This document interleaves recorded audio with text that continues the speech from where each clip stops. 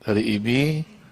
Selanjutnya saya persilakan dari pengurus Persatuan Perawat Nasional Indonesia. Silakan Bapak Marianto. Bismillahirrahmanirrahim.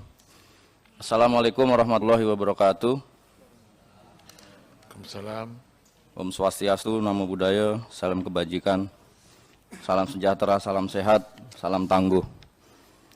Yang saya hormati Bapak Ansori Siregar selaku Ketua Panja sekaligus pimpinan sidang pada hari ini, beserta Bapak Ibu anggota DPR RI Komisi 9 yang hadir pada hari ini.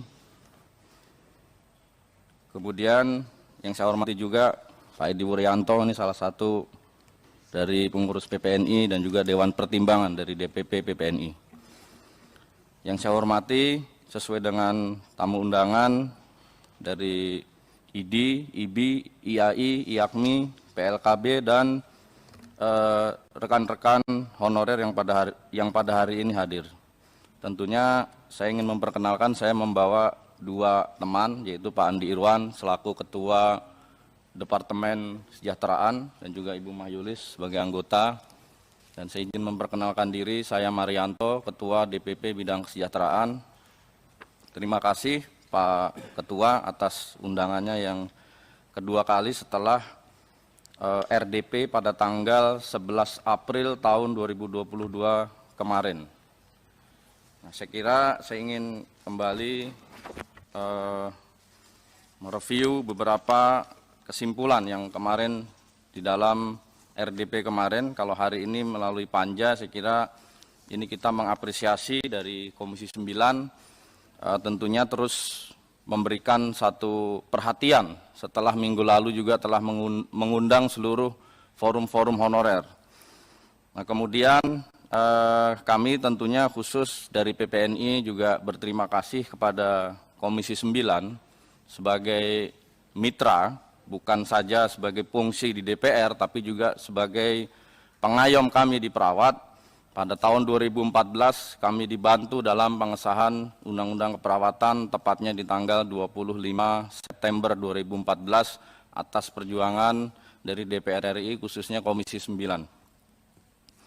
Bapak Ibu sekalian, saya kira sesuai dengan undangan ada dua hal. Yang pertama terkait dengan gambaran informasi data. Kemudian yang kedua adalah gambaran masalah di lapangan. Nah, dua hal ini insya Allah kami paparkan dalam waktu yang singkat sesuai dengan alokasi waktu yang diberikan dari pimpinan.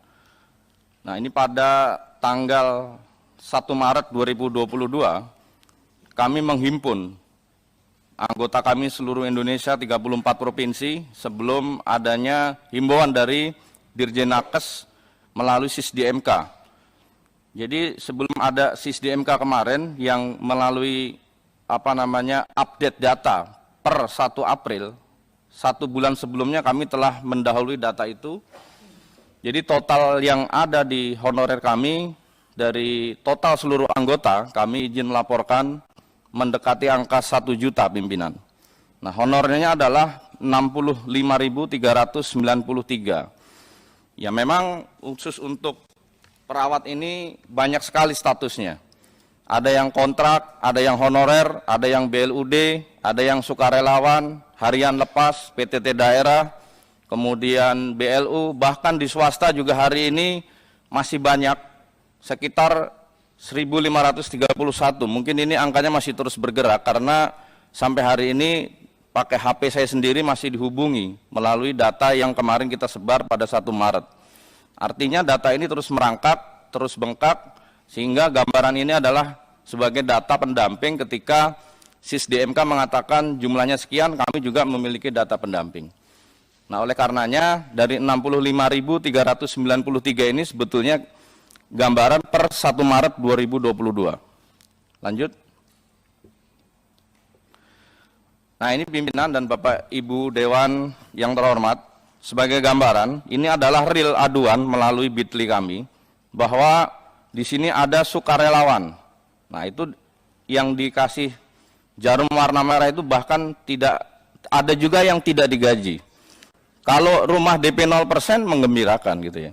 Tapi kalau perawat 0 rupiah dalam melaksanakan penugasan, saya kira ini menjadi sesuatu hal bisa dikatakan pelanggaran hak asasi manusia. Bahkan di situ ada pengabdian lebih dari 15 tahun, dan itu rata-rata di dalam aduan itu. Nah, saya kira ini sebagai gambaran saja bahwa kami memiliki 65.393 ini adalah angka real. Jadi kalau kami sampaikan bahwa di dalam penanganan pandemi 2 tahun terakhir, rekan-rekan kami itu sudah gugur 717 perawat yang gugur seluruh Indonesia. Itu data per 30 Mei hari ini. Kemudian yang terpapar itu sekitar 9.710. Ini adalah bentuk pengabdian kepada negara, kepada Republik ini. Artinya nyawa 717 ini telah kita berikan untuk bangsa dan negara. Seharusnya negara memberikan balasan yang setimpal juga untuk kami sebagai penerus dari rekan-rekan kami yang telah gugur. Karena dari 717 ini sebagian juga adalah rekan-rekan kami yang bertugas sebagai honorer, yang bertugas sebagai relawan, dan juga ada yang tidak dibayar pimpinan. Artinya hari ini ada yang rela hanya memakai baju berwarna coklat, memakai baju perawat, tetapi mereka hanya mempertahankan status sosialnya karena melihat, karena di lingkungannya supaya tidak terlihat menganggur. Artinya rekan-rekan kami secara sukarela dalam konteks ini adalah pada saat bekerja disodorkan dengan perjanjian-perjanjian kerja yang jelas melanggar Undang-Undang 13 2003, Undang-Undang Ketenagakerjaan, dan juga melanggar Undang-Undang 36 2014 tentang tenaga kesehatan. Pastinya juga melanggar daripada Undang-Undang ASN 05 2014, di sana dikatakan hanya ASN, PNS, dan penugasan khusus. Sementara rekan-rekan kami diberikan status sukarelawan, status honorer. Jelas ini melanggar konstitusi negara kita, bahwasanya dalam kondisi ini pengorbanan 717 yang gugur ini seyogianya kami tetap akan berpegang teguh meneruskan perjuangan rekan-rekan kami sampai kapanpun. Kami pastinya sesuai dengan sumpah perawat tetap memberikan pelayanan terbaik tanpa harus membeda-bedakan suku, agama, ras, antar golongan, bahkan aliran politik. Lanjut. Nah, angka pertumbuhan penyelenggaraan rumah sakit di Indonesia pada 2015 sampai dengan 2019 ini selalu meningkat, pimpinan dan Bapak Ibu Dewan sekalian. Dari 2015, 16, 17 sampai dengan 2019 ini angkanya selalu meningkat, bahkan di 2019 itu totalnya ada 2.344. Nah, seyogianya angka pertumbuhan dari penyelenggaraan rumah sakit atau pembangunan jumlah rumah sakit di Indonesia ini seharusnya diikuti dengan apa yang disebut dengan afirmasi P3K dari kawan-kawan kami yang hari ini masih berstatus honorer. Tetapi ini lagi-lagi diisi dengan jumlah dari rekrutmen yang hari ini dibilang baru, yang rekan-rekan kami yang pada saat ini sudah mengabdi 15 tahun, 10 tahun, harus bertarung dengan rekan-rekan yang hari ini direkrut dengan fresh graduate. Tentu ini mengalami satu persaingan yang tidak sehat. Kami berharap melalui forum yang mulia ini, majelis yang mulia ini, mudah-mudahan dapat mengakomodir rekan-rekan kami yang telah mengabdi 5, 10, 15 tahun yang hari ini existing, tentunya diprioritaskan dibandingkan dengan kawan-kawan yang baru melamar. Lanjut.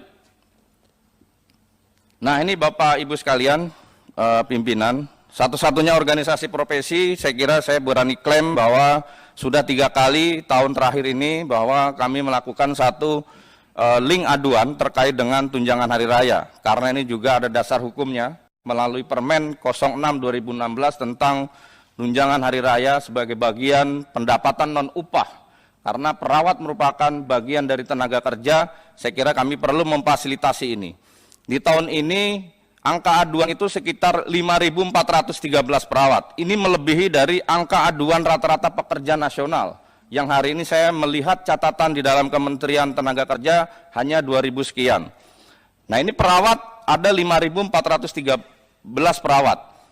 yang mengadu. 60,9%-nya tidak mendapatkan THR. 39,1% mendapatkan. Nah, kemudian BPJS melalui data 5.413 ini, BPJS Kesehatan tidak diberikan secara full, itu 54,8%. Kemudian ketenagakerjaan yang tidak diberikan secara full 54,8%, hanya 42,2% saja BPJS tenaga kerja ini diberikan. Sementara melalui aduan terbaru ini, upah minimum yang di bawah upah minimum itu ada 71%. Yang di atas UMP atau UMR atau UMK itu hanya 4,4%. Kemudian yang sesuai dengan UMR, UMP, UMK itu ada 24,6%. Nah, ini sudah kami berikan kepada Kementerian Kesehatan dan sudah diterima oleh Direktur Pengupahan secara langsung. Lanjut. Nah, ini Bapak Ibu sekalian sama, ini jumlah puskesmas di Indonesia yang sama dengan pertumbuhan rumah sakit, sehingga pembangunan dari 2015 dan 2019 ini rata-rata jumlahnya 70 puskesmas per tahun. Dan tren ini selalu meningkat, tapi sayangnya tidak diikuti dengan serapan dari jumlah afirmasi atau kepastian teman-teman kami di Indonesia, perawat yang jumlahnya semula dari tahun 2017 itu ada 82.000, sekarang alhamdulillah sudah turun 65.393 ini, tetapi kami melihat tren pertumbuhan ini tidak diikuti dengan tren serapan dari rekan-rekan yang honorer, sukarelawan, kemudian THL dan sebagainya. Karena status-status ini tentunya kami mendukung DPR RI melalui rapat paripurna yang lalu, tidak boleh lagi ada kalimat-kalimat honorer, THL dan sebagainya. Ini kalau ditarik pada Undang-Undang Ketenagakerjaan juga jelas melanggar daripada aturan, karena kami adalah tenaga yang sifatnya tidak sedang dalam musiman, tidak pada posisi sedang diuji cobakan, tapi kami secara terus-menerus, secara kontinu telah membuktikan bagaimana biarpun mendapatkan gaji yang di bawah UMP, tetapi rekan-rekan kami tetap setia. Lanjut.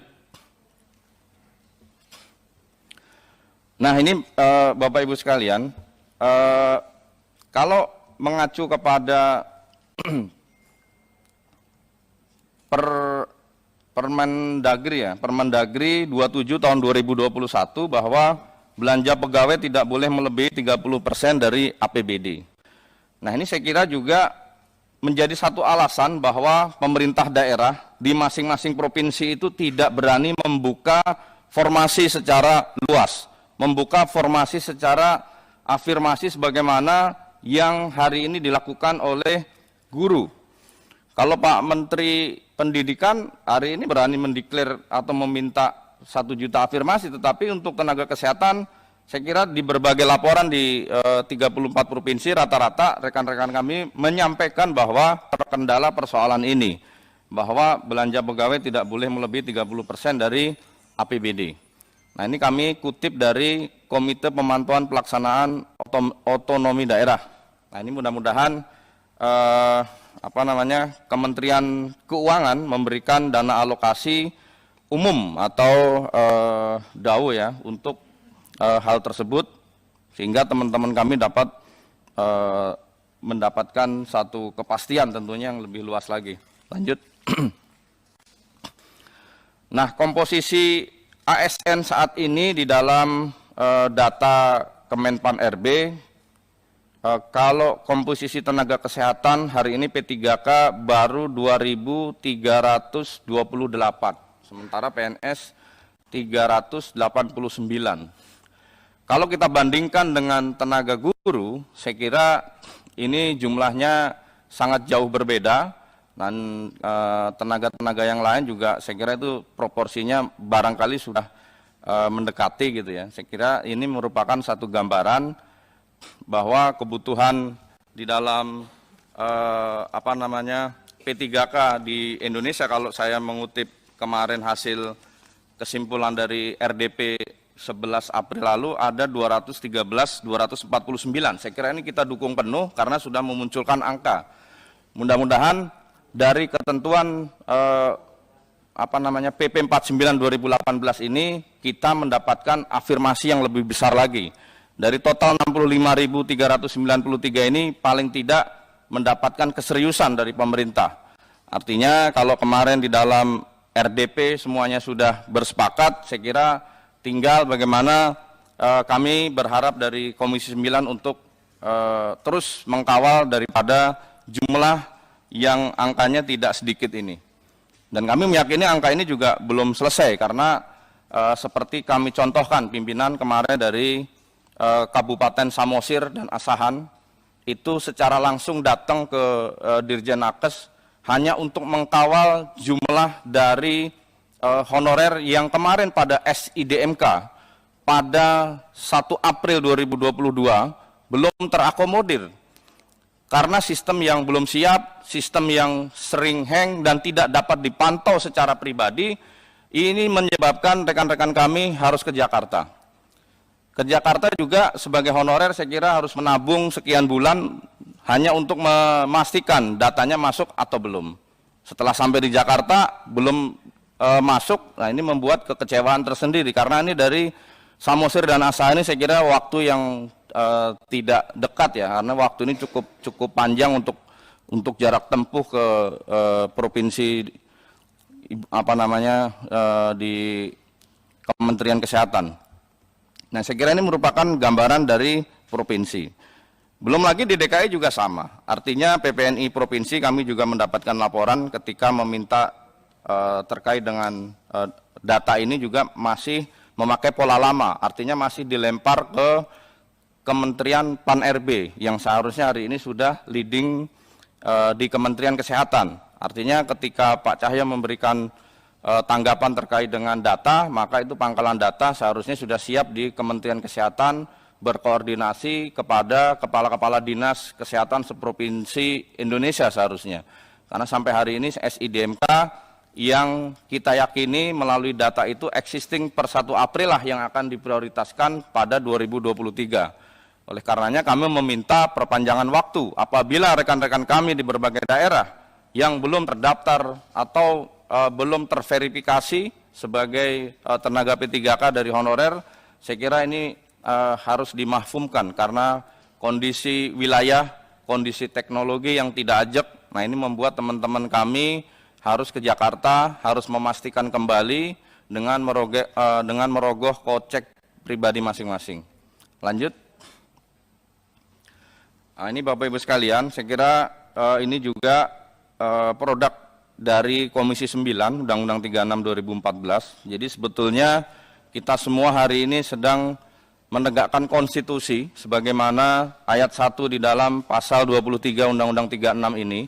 Jadi sekali lagi hanya PNS, kemudian P3K dan penugasan khusus. Penugasan khusus juga rekan-rekan kami di perawat juga cukup aktif di dalam Nusantara Sehat sehingga kondisi ABC ini adalah kiranya dapat menjadi satu prioritas. Tidak ada lagi pemda-pemda yang melakukan rekrutmen sebagaimana rekrutmen yang dengan kalimat yang nyeleneh. Artinya nyelenehnya dengan kalimat honorer, sukarelawan dan seterusnya. Nah, mudah-mudahan sudah tidak ada lagi. Tetapi faktanya di dalam penerimaan kita masih menemukan rekrutmen baru sehingga penamaan itu kadang-kadang dengan perawat BLUD dan seterusnya. Lanjut. Izin pimpinan kami menyampaikan rekomendasi bahwa yang pertama terwujud sebuah sistem dalam manajemen data perawat yang bekerja di Pasyankes, pemerintah pusat maupun provinsi, ada pangkalan data untuk perawat secara integrasi. Sehingga yang tadi saya sampaikan terkait dengan kendala SISDMK di Kementerian Kesehatan itu adalah menjadi satu PR yang terus diperbaiki. Meskipun demikian kami juga mengapresiasi karena kemarin juga sudah ada surat edaran dari Kementerian Kesehatan untuk perbaikan SISDMK. Tetapi prakteknya di lapangan kami ngecek dari anggota untuk memastikan dirinya itu terdaftar di SISDMK itu belum bisa. Kalaupun yang sudah bisa itu baru sebatas verifikasi di tingkat kabupaten, belum sampai ke tingkat Kementerian Kesehatan. Nah, saya kira ini gambaran angka di dalam, saya kutip dari Dirjen Nakes, angkanya 213.249 per 1 April 2012 sebagai gambaran serapan di SIS-DMK. Saya kira ini perlu ditinjau lagi karena teman-teman kami masih banyak yang tertinggal. Yang paling terbaru kemarin adalah dari Samosir dan juga dari Asahan, itu datang langsung ke Dirjen Nakes. Kemudian yang kedua, ada roadmap yang jelas kebutuhan dan kekurangan perawat di Pasyankes pemerintah. Jadi saya kira kalau hari ini diminta tes, misalkan di satu puskesmas atau RSUD, yang diminta tes itu misalkan kebutuhan total perawat di satu unit itu 200, tetapi yang lulus hanya 15. Nah ini saya kira gambaran satu unit saja, bagaimana unit-unit kerja yang lain, karena keterbatasan dan ketidakberanian dari pemerintah daerah terkait dengan alokasi anggaran untuk rekrutmen P3K. Kemudian yang ketiga, jika masih dibutuhkan perawat non-ASN di Pasyankes pemerintah, harus ada perbaikan sistem rekrutmen perawat sesuai dengan perundang-undangan yang berlaku. Jadi saya kira kalau kita mengacu kepada aturan 29/2021 tentang pengadaan P3K, khusus nakes saya kira ini sulit sekali untuk afirmasi, tetapi beda dengan 28/2021 tentang pendidik. Ini sangat mudah sekali, artinya kalau misalkan nakes itu tes, perawat itu tes, gagal, maka seharusnya diberikan kesempatan tes yang kedua, tes yang ketiga. Itu sesuai dengan Permenpan 29/2021. Nah, kalau hari ini kita mendengar kalau tidak lulus kemudian dipecat, saya kira ini kami harus sampaikan bagaimana mekanisme aduan. Mudah-mudahan di dalam forum ini di Komisi 9 dapat memberikan advokasi dan perlindungan ketika itu terjadi. Dan kami menyayangkan kalau itu terjadi. Artinya sudah THR tidak diberikan, kemudian diangkat pun juga masih di bawah UMR, masih di bawah UMP, tetapi di dalam tes ketika tidak lulus langsung di PHK. Saya kira ini perlu mendapatkan satu rumusan aduan yang jelas sehingga teman-teman kami pun yang hari ini datang kemari juga saya kira juga beberapa honorer menitipkan nasib ke persoalan itu pimpinan. Kemudian yang keempat, terwujudnya afirmasi untuk rekrutmen P3K dari jalur perawat honorer, memprioritaskan yang hari ini bekerja. Nah di poin 4 inilah teman-teman berharap yang sudah mengabdi 5 tahun, 6 tahun, 10 tahun, 15 tahun, yang hari ini usianya di atas 35 tahun, mudah-mudahan mendapatkan satu prioritas. Tidak lagi harus diminta bertarung dengan rekan-rekan yang hari ini baru lulus, kemudian disamakan dengan perawat yang sudah mengabdi 15, 10 tahun, 20 tahun. Saya kira ini akan mengalami satu kekalahan dari sisi administrasi. Kalau adu skill, saya kira untuk masang infus, saya kira merem gitu ya. Tapi kalau rekan-rekan yang baru untuk tes administrasi, megang komputer mungkin jago, tetapi untuk terkait skill dan sebagainya, saya kira rekan-rekan kami yang telah existing hari ini, saya kira sudah terbukti lah bahwa hari ini mereka cukup kompeten, sehingga penempatan di dalam area-area khusus seperti IGD, critical care, ruang operasi dan sebagainya, mereka pun juga harus mendapatkan pelatihan secara khusus, waktunya kemudian juga tidak diberikan dari institusinya, biayanya juga dari pribadi sendiri-sendiri. Nah, kondisi inilah yang membuat mereka hari ini harus bertarung bagaimana gaji yang didapatkan untuk terus meningkatkan kompetensinya juga dari kocek pribadi. Kemudian yang terakhir, memberikan kelonggaran dalam kebijakan anggaran untuk rekrutmen P3K.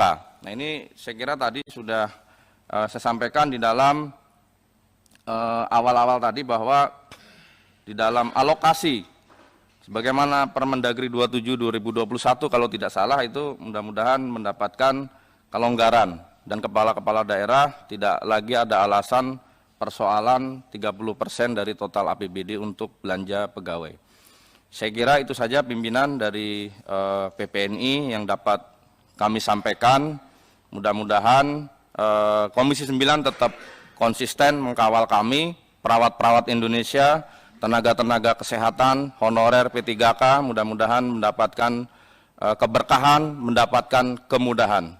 Wallahul muwaffiq ila aqwamit thoriq. Wassalamualaikum warahmatullahi wabarakatuh. Waalaikumsalam. Makasih Bapak Marianto dari perawat. Selanjutnya dari pengurus Ikatan Apoteker Indonesia.